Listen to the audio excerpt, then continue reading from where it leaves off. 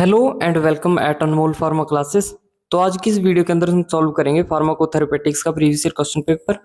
तो जैसा आपको पता ही है, फार्माकोथेरेपेटिक्स डी फार्मा सेकेंड ईयर का एक सब्जेक्ट है। तो इसका जो सेक्शन ये है, इसके अंदर एमसीक्यू है स्टार्टिंग के अंदर। तो ये 1 मार्क्स वाले क्वेश्चन है।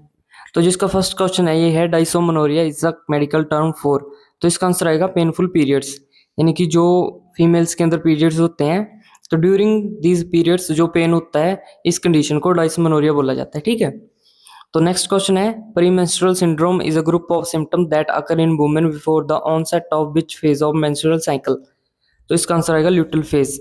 नेक्स्ट है, which of the following is a chronic symptom of polycystic ovarian syndrome, PCOS होता है। तो इसका आंसर आएगा इनफर्टिलिटी, एक सिम्टम है इसका।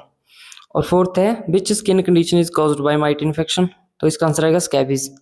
तो जो माइट होता है वो एक बहुत ही छोटा, बोल सकते हैं कि इंसेक्ट टाइप होता है, और वो स्किन के अंदर एक सोर कर लेता है और वहीं पे फिर वो एग ले करता है और एप्लीकेशन करता है।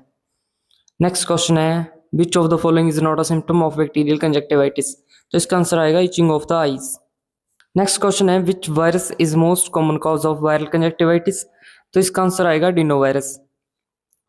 सेवंथ क्वेश्चन है, which is the most common type of glaucoma.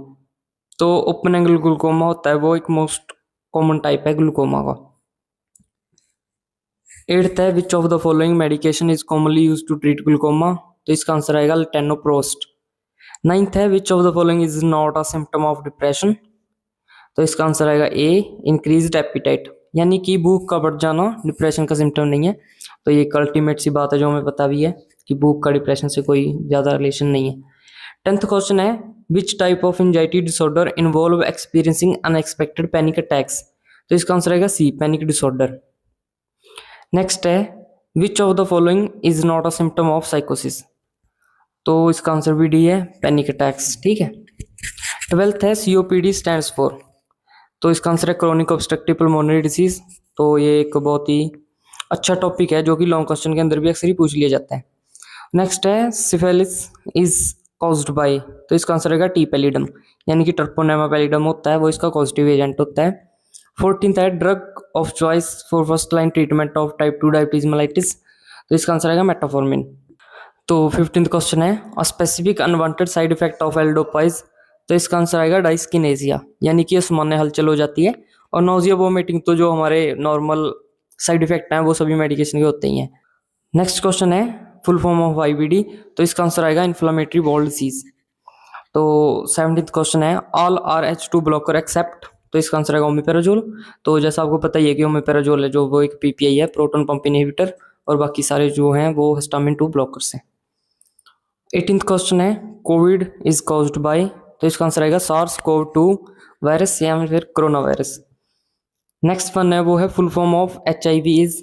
तो इसका आंसर है ह्यूमन इम्यूनो डेफिशिएंसी वायरस। और एक एड्स होता है, उसका मतलब होता है एक्वायर्ड इम्यूनो डेफिशिएंसी सिंड्रोम।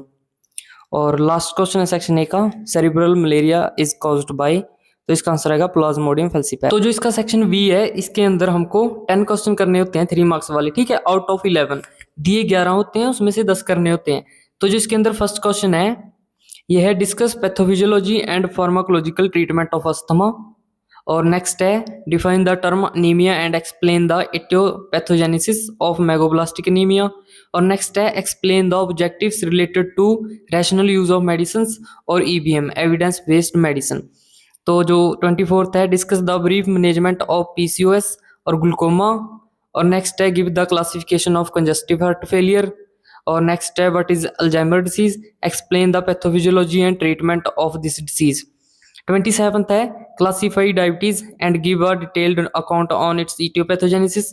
और नेक्स्ट है, define the clinical manifestation of Parkinson disease और हेपेटाइटिस। और एक बात का ध्यान रखना, जहां पे और लिखा हुआ है इन दोनों में से कोई एक करना है, ठीक है, दोनों नहीं करने हैं।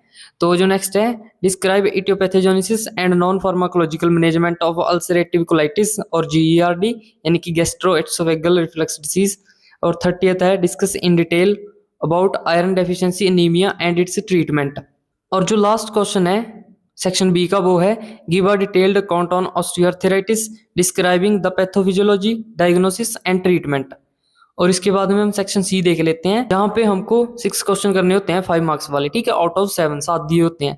तो जो इसके अंदर फर्स्ट है, ये है but are the pharmacological treatment of malaria और वायरल इन्फेक्शंस, यहाँ पे भी एक करना है, ठीक है, दोनों में से। और नेक्स्ट है but are the symptoms and pharmacological treatment of anxiety और साइकोसिस।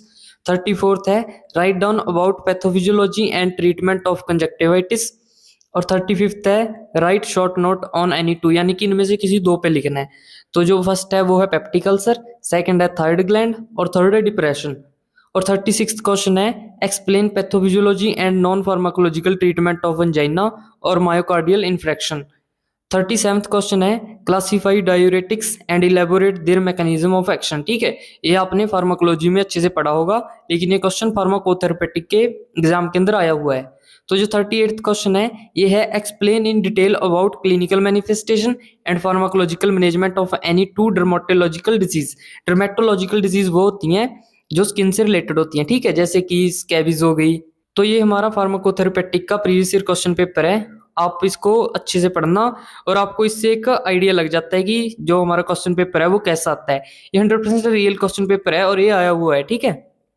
तो यदि आपको इससे रिलेटेड कोई और इन्फॉर्मेशन चाहिए या कोई और वीडियो चाहिए तो आप कमेंट कर सकते हैं। और बाकी सब्जेक्ट के जो प्रीवियस ईयर क्वेश्चन पेपर हैं diploma in pharmacy second year के, वो भी अपलोड किए हुए हैं, आप उनको भी देख सकते हैं। और चैनल को सब्सक्राइब करना ना भूलें।